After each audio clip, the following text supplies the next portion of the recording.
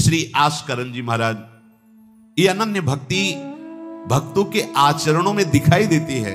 ये अनन्यता, ये अपने मन, बुद्धि, चित्त, अहम और तन, इंद्रियां सब प्रभु को अर्पित किए हुए हैं। यद्यपि ये राजा हैं, जैसे लोगों का भ्रम होता है कि भगवान का भजन तो केवल भिक्षुक बन करके ही किया जा सकता है, कि हाँ कपड़े लत्ते फटे और एक लौकी का कमंडल, वही ऐसा नहीं है। बड़े बड़े चक्रवर्ती सम्राटों ने भक्ति की बाजी ऐसी जीत ली कि बड़े बड़े लंगोटी वाले उनके आगे झुक गए। ये नहीं सोचना चाहिए कि हम गृहस्थ हैं तो हम भगवान को कैसे प्राप्त कर सकते हैं। नहीं नहीं, आप केवल प्रभु के हो जाइए, क्योंकि प्रभु के हैं ही, और अपने मन वचन कर्म से उनको अपना स्वामी मान लीजिए। उनके जैसा प्यार करने वाला और कोई नहीं है। ये आस्करण जी पृथ्वीराज जी के पौत्र भीम सिंह जी के पुत्र थे, और इनके गुरुदेव थे श्री कील्हदेव जी। ऐसे अद्भुत महान पुरुष गुरुदेव कि एक बार ध्यान में ऐसे मार्ग में बैठे हुए थे और बादशाह उधर से निकला तो सेवकों ने हटाने की कोशिश की। तो अब वो ध्यानस्थ थे, तो बादशाह को क्या पता कि ऐसा भी ध्यान होता है। उनको हिला रहे हैं, ध्यान से ही नहीं। तो आवेश आ गया, म्लेच्छ धर्मावलंबी था। उसने कहा बड़ी की सी कील इनके माथे पे ठोक दो, देखते हैं इनका कैसा ध्यान है। इतनी बड़ी कील जो छापे की आती है, पूरी कील हथौड़े से उनका ध्यान ही नहीं विचलित हुआ। कील्हदेव जी के मस्तक पर पूरी कील, क्योंकि शरीर में है ही नहीं, प्रभु में है। ऐसे गुरुदेव के शिष्य श्री आस्करण जी महाराज, और इनके ठाकुर का नाम श्री राधा मोहन जी। ये आठों पैर अपने ठाकुर जी की सेवा में रहते थे। सेवा धर्म बड़ा अमोघ है, इसीलिए सब सेवा धर्म का निर्वाह नहीं कर पाते। माला घुमा लेना, थोड़ा पाठ कर लेना हो सकता है सबसे, लेकिन श्री जी की सेवा, ठाकुर जी की सेवा, ये बड़ा समर्पण का भाव इसमें चाहिए।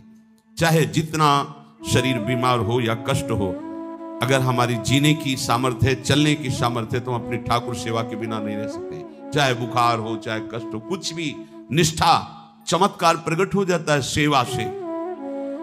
न काम कर्म बीजानाम यस्य चेतस संभवः वासुदेवैक निलयः सा वै भागवतोत्तमः। जब ठाकुर सेवा में हमारी रति होने लगती तो स्वयं भोग की इच्छा अपने आप शांत हो जाती है। आज ये बनाए, ठाकुर जी को भोग लगाए, आज ऐसा इत्र, आज ऐसी पोशाक, आज ऐसी पत्रावली करेंगे। आज वो प्रभु के विषय में जब सोच प्रारंभ हो जाती तो देहाभिमान गलित हो जाता है और भगवत भक्ति का उदय हो जाता है। आस्करण जी नरवरपुर ताको राजा नरवर जानो, मोहन जू धरी ही ये सेवानी के करी है।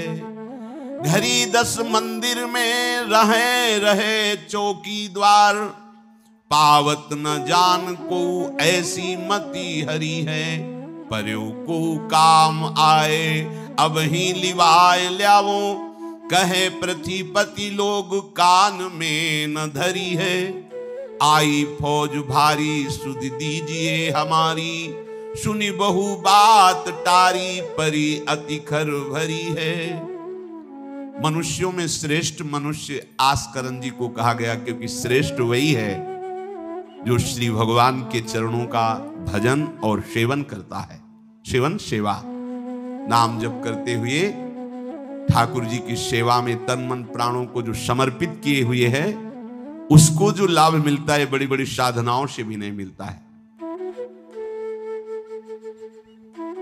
बहुलाश्व राजा विदेहराज जनकपुरी के राजा थे।